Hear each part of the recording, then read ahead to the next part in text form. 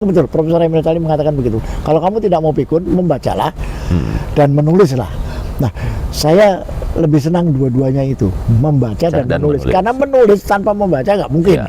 Jadi harus referensi kita banyak kita baca, dan itu menyegarkan pikiran-pikiran saya. Nah, kita mengomentari apa yang dikemukakan tadi sebagai prolog tentang Pak Amin. Sebenarnya beliau itu hanya lupa saja.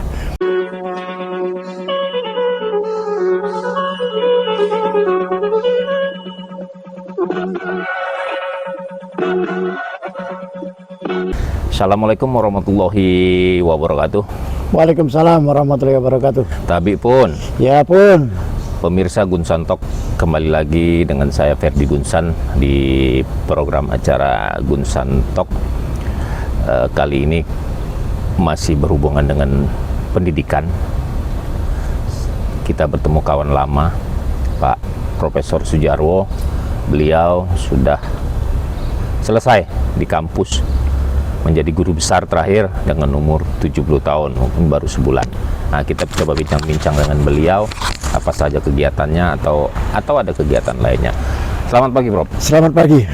Bagaimana, Prof, setelah 1 bulan ya? Ya. Tadi kita ketemu acara perpisahan tuh. Ada kegiatan apa? Kelihatannya masih nulis terus nih.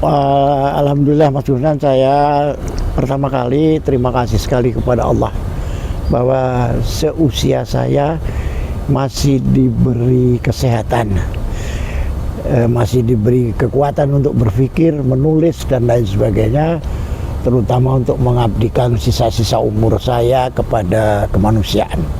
Itu yang pertama. Kemudian kalau ditanya apa kegiatan saya sebelum ke sana, saya punya cerita haru. Haru? Iya. Kenapa bisa bersedih? Haru belum tentu sedih. Haru benar, haru benar. Mengapa saya mengatakan ini haru? Pada waktu terakhir saya mengambil hak saya sebagai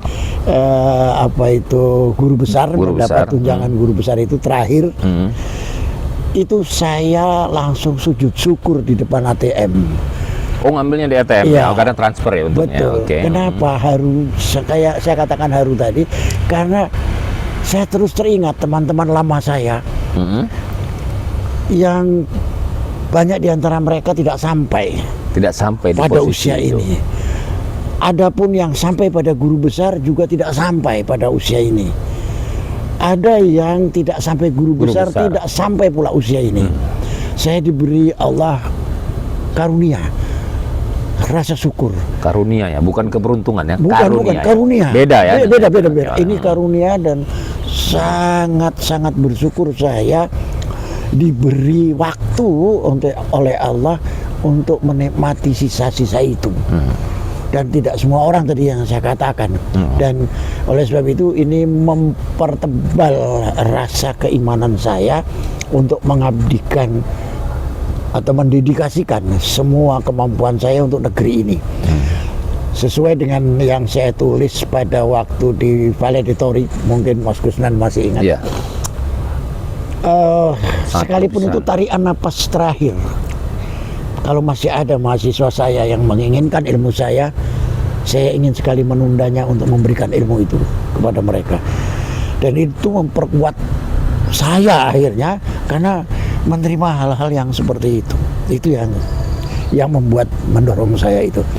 Kemudian yang berkaitan dengan kegiatan, saya sekarang merasa terbebas, Mas Susnan. Terbebas dalam pengertian jadwal rutinitas yang saya selama ini kan diatur jadwal ya. Hidup saya itu diatur jadwal, jam sekian ke sini, jam sekian ke sini, saya diatur jadwal. Sekarang tidak, saya yang mengatur jadwal itu. Akhirnya saya sekarang menikmati. Jadi pengusaha itu yang bisa mengatur jadwal. Saya yang mengatur jadwal. Pemilik perusahaan. Saya sehingga menikmati sekarang itu bisa menulis sampai 3 layar sekaligus. 3 layar. 3 layar sekaligus. Jadi 3 laptop apa 3? Enggak, 1 laptop tapi 3 layar sekaligus. 3 layar. Kita tema ini, membaca tema ini, membaca tema ini. Nah, akhirnya di situ nampak sekali bahwa kebebasan berpikir saya itu tersalurkan secara baik. Nah, karena itu barangkali Mas Gunsan kaget kalau akhir-akhir ini tulisan saya seperti hujan gitu ya, seperti hujan. Dan saya terima kasih kemarin sudah diberi saran untuk men-save gitu ya. Cuman ada juga, ada teman jurnalis bilang, kalau di-save terlalu banyak kehilangan momen katanya. Ah, benar juga. Ya, artinya Jadi, pilih-pilih saat momen yang mana yang harus dikeluarkan gitu. Akhirnya nggak begitu. Saya berikan aja kepada redaktur. Silakan aja dia mengatur waktunya untuk ya, bisa. menerbitkan. Ya, ini yang momennya pas yang mana gitu ya. Nah, itu seperti itu. Seperti sekarang ini, saya punya 3 tulisan yang sudah ready gitu ya. Opini? Ya. Tulisan pendek? Ya, itu ternyata memang betul. Sekarang itu mengalir dengan sendirinya. Ada satu fenomena sosial saya tangkap, wah ini menarik itu. Wah ini menarik. Itu saya explore. Dan lebih bebas mungkin dari sebelumnya, karena sebelumnya menjaga institusi kan. Oh, kalau soal menjaga institusi, Gimana? sampai hari ini tetap saya menjaga nama baik marwah Unila, tetap saya bawa. Saya tidak akan mau mengingkari apalagi mendustakan. Karena kita pernah ikut Bukan serta di situ sana saja, ya. saya dibesarkan oleh institusi itu. Saya tidak akan mungkin lupa dengan institusi itu. Walaupun banyak saya dilupakan oleh para penyelenggara institusi, tapi saya tidak merasa mau harus melupakan institusinya. Ya silakan saja, itu pelaku. Tapi bagaimana mengeksplor institusi ini tetap marwahnya saya jaga, tetap mengalir sebagaimana air pegunungan. Makanya di situ saya menulis titik-titik air itu. Wah, itu mengalir. Nggak tahunya itu pernah ditulis juga oleh Insinyur Ansori Jausal. Hanya beda ber dengan me. Tapi bukan karena copas ya, bukan. Beda injil, beda masalah, beda segala macam. Cuma judulnya yang hampir sama gitu ya. Nah, Prof, sebelum dilanjut, jadi tadi saya coba mengambil suatu poin bahwa lebih bebas saat di luar. Iya. Apakah lebih bebas itu karena keterkungkungan saat di dalam, atau karena kesibukan? Bebasnya itu karena kesibukan. Bukan karena terkungkung. Enggak. Bebas beropini maksud saya. Iya, bukan bekerja. kalau dulu dengan sekarang saya bebas saja beropini itu. Karena itu toh saya guru besar yang punya tanggung jawab secara akademik, dan saya tidak pernah menyudutkan orang, menyebutkan nama orang, menyebutkan nama lembaga. Saya tetap ada pada wilayah ontologi yang orang bebas memberi tafsir terhadap pemikiran saya. Bahkan saya minta, ada teman jurnalis senior, saya minta untuk menggugat pikiran-pikiran saya. Tolong ditulis menggugat pikiran-pikiran saya. Saya senang yang seperti itu. Jadi ada dialog-dialog yang konstruktif yang kita akan menjadi ke depan itu kita memiliki budaya yang lebih baik gitu ya. Jadi lebih terbuka, lebih care gitu ya, lebih mau menerima pendapat yang berbeda. Kan ini kadang-kadang kita tidak. Orang yang berbeda pendapat dianggap berseberangan. Wah, saya bertahun-tahun itu ketemu yang seperti itu. Bahkan di sisa-sisa terakhir saya pun masih ketemu yang seperti itu. Padahal perbedaan itu adalah anugerah, bukan sesuatu permusuhan. Kalau nggak ada gitu. perbedaan juga, tidak ditemukan persoalan-persoalan baru. Iya. Tidak ditemukan masalah-masalah baru. Betul, karena tidak ada dialektika. Tidak ada dialektika. Kalau ada dialektika kan ada konstruksi berpikir, tesis dan antitesis gitu kan. Prof, Ya. opini ini saya lihat di tahun ini mungkin sudah lebih dari 20 ya, 30 lebih ya. Lebih. Nah, itu nggak mau dibukukan yang untuk tahun ini? lagi? Saya bingung karena tulisan saya dari 2018 sampai sekarang itu sudah menyentuh angka 1000. 1000 Itu belum pernah dibukukan belum? Yang dari 2018 sampai sekarang belum. Oh. Nah, itu saya pernah menugaskan teman jurnalis untuk memilah ya mana yang bisa diterbitkan dengan. Beliau bilang, saya sendiri kesulitan karena menurut saya ini bagus semua. Waduh, malah dia mengatakan ini dibuat aja per kelompok. Iya, per kelompok. Sudah kelompok perterbitan. Iya, Wah, saya bilang kita pikirkan ulang lah. Tapi yang jelas itu tidak menutup saya untuk mengeksplor pikiran saya. Barangkali Mas Gundan tanya, kok saya bisa seperti itu? Terus terang saya jujur, saya katakan, saya terinspirasi pemikiran Sujatmoko. Beliau itu, Profesor Sujatmoko itu terakhir adalah rektor Universitas PBB di Tokyo. Dan itu kakak kelasnya Pak Ansori kalau nggak salah di ITB. Teknik ya? Ya, orang teknik. Dia berpikir ke depan melalui pikiran-pikirannya itu melampaui batas zamannya. Nah, itu tuh yang menurut saya kita kekurangan Indonesia orang-orang yang berpikir melampaui zamannya. Kenapa? Kalau kita melampaui zamannya itu dianggap aneh, dianggap sesuatu yang muskil, terus musuh bersama. Padahal teknologi rata-rata melampaui zamannya. Iya, contoh kecil Mas Gusnan sekarang. Teori lama masyarakat itu dibagi atas masyarakat paguyuban dan masyarakat patembayan. Kalau bahasa Jermannya Gemeinschaft, Gesellschaft. Sekarang tambah satu lagi, netizen. Iya benar. Masyarakat Dulu nggak ada kan? Tidak ada. Sekarang saya tulis dengan masyarakat maya. Oh ya bisa. Saya Bisa tulis masuk, itu dengan identik ya? masyarakat maya. Iya. Identik, ya? Identik. Walaupun tidak tepat betul ya. betul, ya, identik Tapi saya aja. kasih nama coach masyarakat maya. Itu adalah melengkapi. Nah, ini kan sekian abad lamanya. Nah, ini sudah pernah dipikir oleh Soejarmoko bahwa nantinya dunia ini tidak hanya berpikir kebangsaan, tetapi berpikir keduniaan. Bukan nationality, bukan nation saja, tapi lebih kepada global ya. Oh, ya. Jadi lebih Mendunia, ya, kepada maksudnya mendunia, warga yang bisa dunia, digambarkan bukan tadi. warga negara. Iya. Jadi bukan warga negara dia, menjadi warga dunia. Ada warga negara Ya, yang itu legal formal. Ya. Tadi warga dunia nggak legal formal. ya. Tapi Bisa ketemu langsung. Tapi powernya kadang-kadang lebih besar. Iya. Mohon maaf, kasus yang baru-baru ini menimpa Lampung itu kan salah seorang warga dunia. Iya.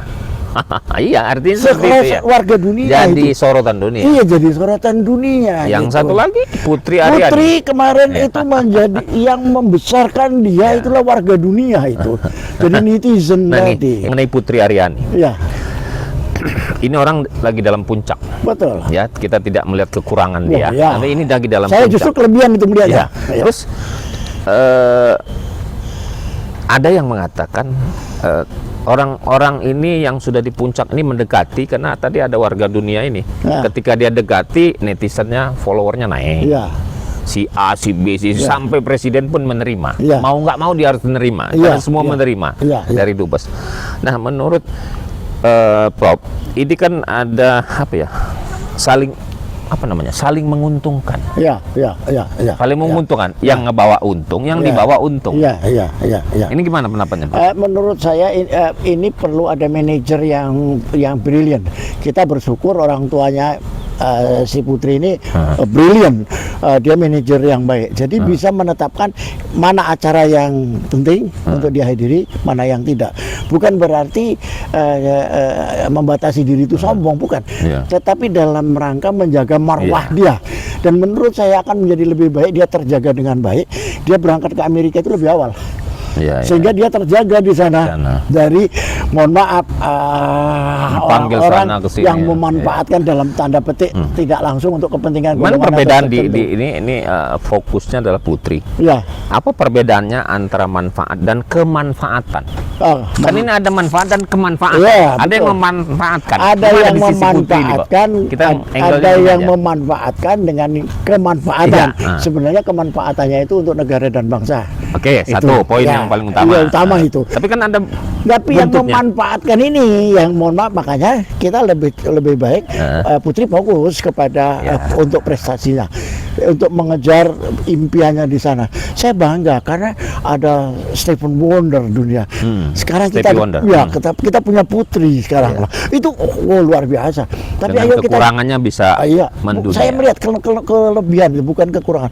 Kelebihan dia yang diberikan oleh Allah untuk menangkap esensi-esensi yang lebih mendasar. Kalau di sini kan dia dikerjain, ada yang jahil segala macam. Iya. Kalau dia di Amerika biarkan aja lah dia mengejar prestasinya. Betul. Setelah selesai puncak baru dia pulang. Dan dia bisa mendharma baktikan kepada negara Dan yang lebih baik. baru seorang penyanyi yang mendunia dan menguasai tadi wilayah dunia. Iya. Bukan negara Bukan, lagi, iya. wilayah dunia. Iya. Tapi menurut saya cuma Putri. Betul. Anggun tidak nyampe di sana. Iya.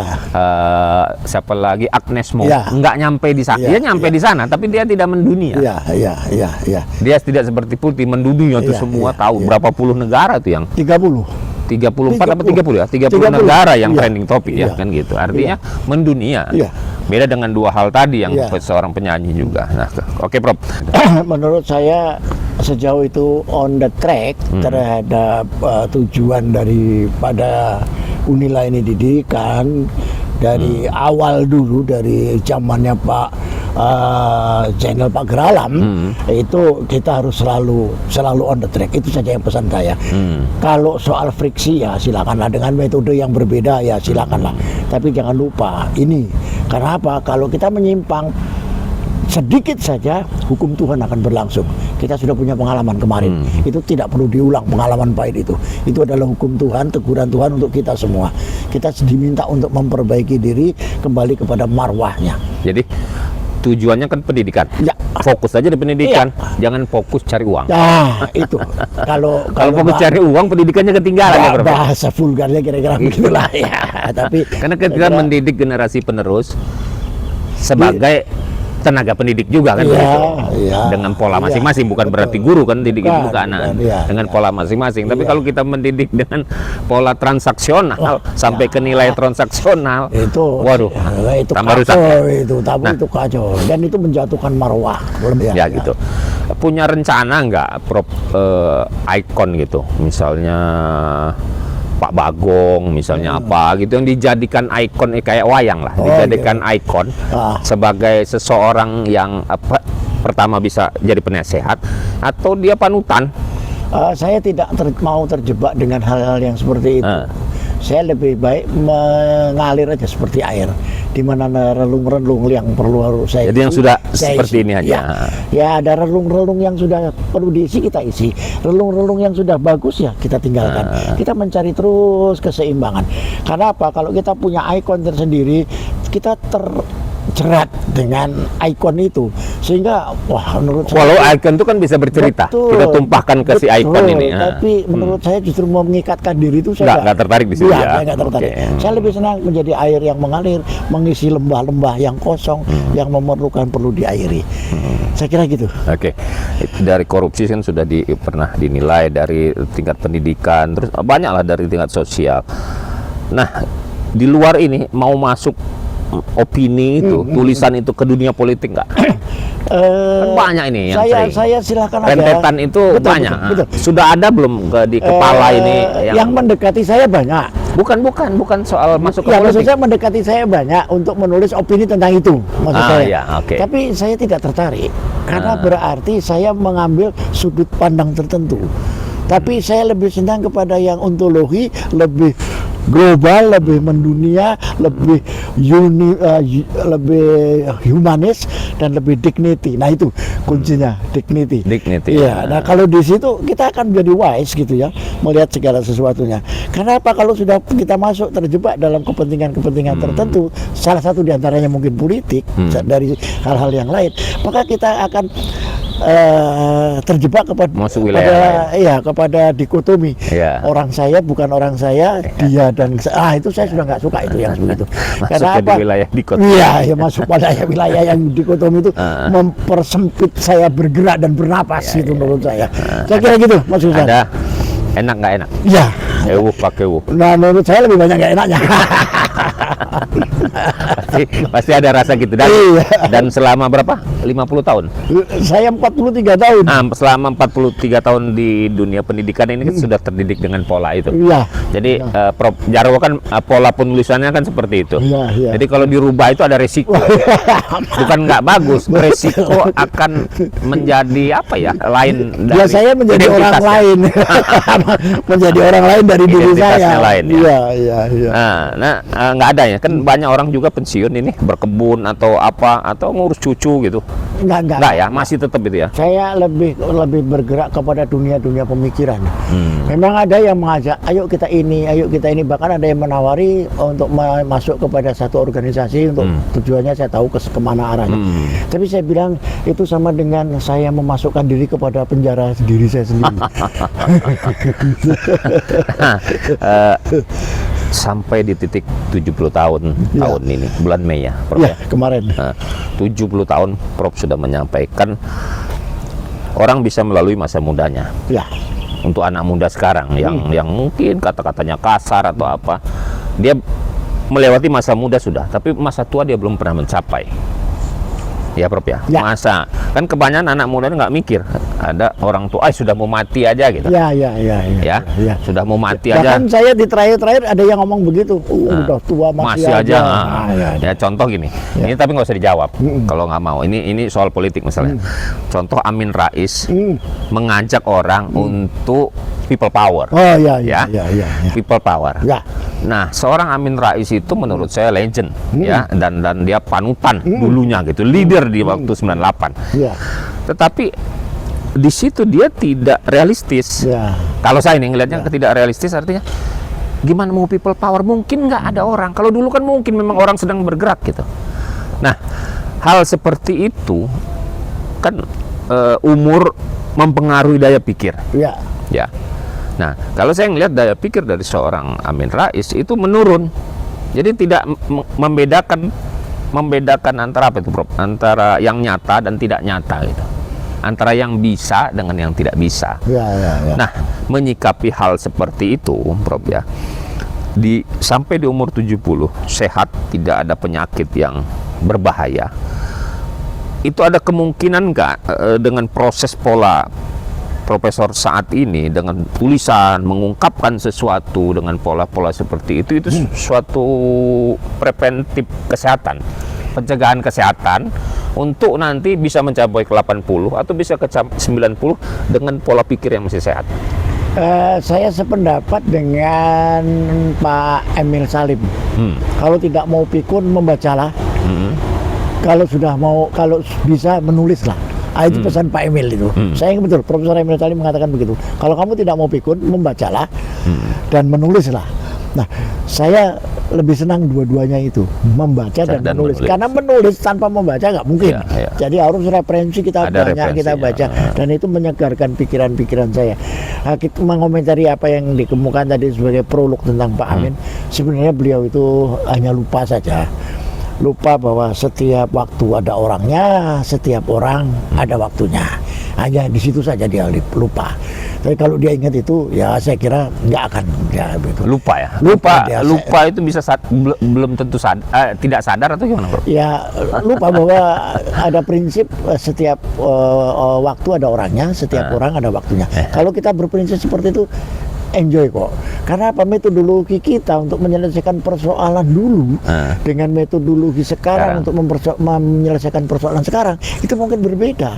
Apa mungkin dia kan akademisi juga, Prof? Ya, itu akademisi tadi. Kalau metodologi itu kenapa dia nggak pergunakan? Bukan, kalau lupa itu kan tidak peduli akademisi. Jadi sepertinya lupa.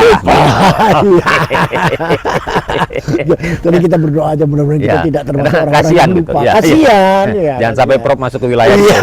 Itu aja saya berdoa jangan sampai masuk tadi lupa. anak-anak sekarang kita sudah nggak ngajar dia lagi atau kita nggak membawahi dia lagi, nggak jadi pimpinan dia juga lupa gitu kan. Ya wajar lupa aja. kalau dia nanti sampai tua enggak gitu kan. Bakal ada anak muda lagi gitu yang nah itu tadi saya makanya pada awal tadi saya katakan saya bersyukur gitu loh. Saya sampai gitu loh. Banyak teman kan yang tidak sampai gitu kan. Ada nggak analisisnya, Prof? Ya. Ini analisis Profesor sendiri aja yang menganalisis. 43 tahun berkecimpung di pendidikan, dan di luar pendidikan adalah selain membaca, menulis juga. Panjang. Adakah kemungkinan ini tanpa penelitian? Hanya dirasakan. Adakah kemungkinan bahwa kerja Prof itu membuat Prof panjang umur? Itu saya serahkan pada Tuhan saja. Saya serahkan pada Tuhan saja itu. Nggak ada ilmiahnya. Saya serahkan aja itu kepada Tuhan. Nggak bisa dihubungkan bahwa saya berpikir banyak ini yang tadi kata Emil Salim, membaca dan menulis itu membuat ini kerja semua. Kan kerja semua itu. Betul. Kerja semua karena walaupun kita mata sama kepala aja, tapi kan kerja semua di fisik. Betul. Nah itu memungkinkan nggak itu memang adalah membuat kita jadi panjang umur. Itu hanya batas upaya manusia.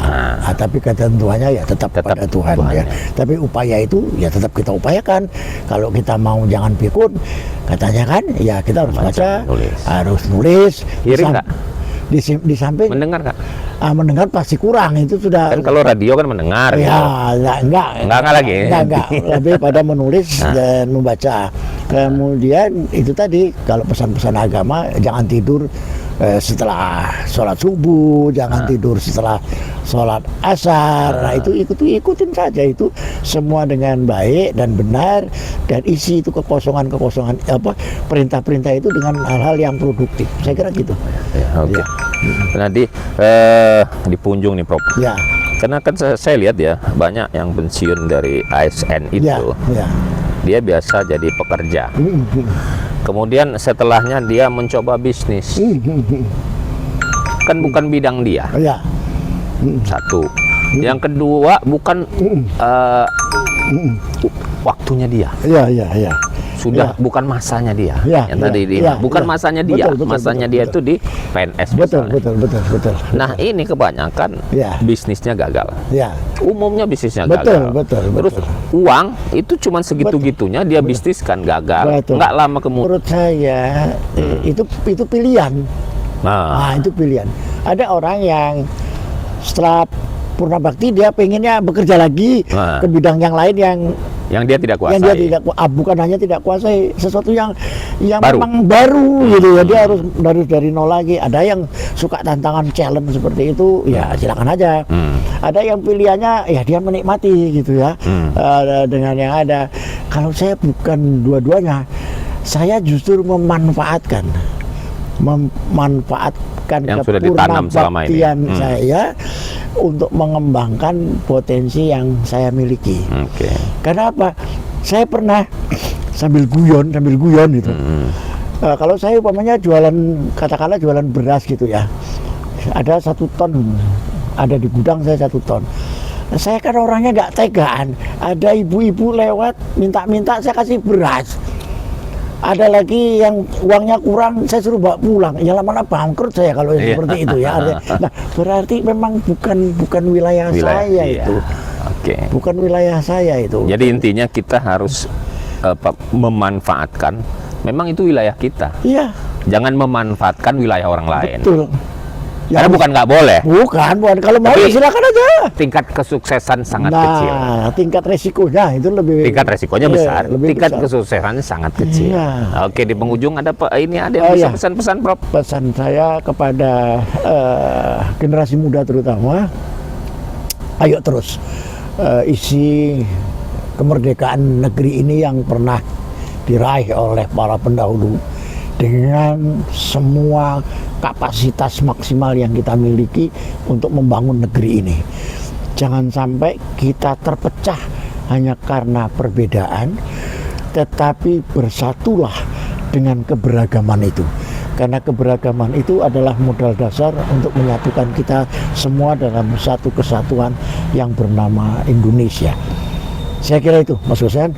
Terima kasih. Assalamualaikum warahmatullahi wabarakatuh. Terima kasih Prof Jarwo, kita sudah banyak menggali apa yang sudah dialami setelah pensiun ini, dan dari sisi penampilan juga pemirsa Prof Jarwo sudah seperti seorang pengamat politik, tapi bukan, masih bisa ya, anggota dewan, enggak juga lah, pejabat bukan, mungkin pengusaha opini. Wabillahi taufiq wal hidayah. Wassalamualaikum warahmatullahi wabarakatuh.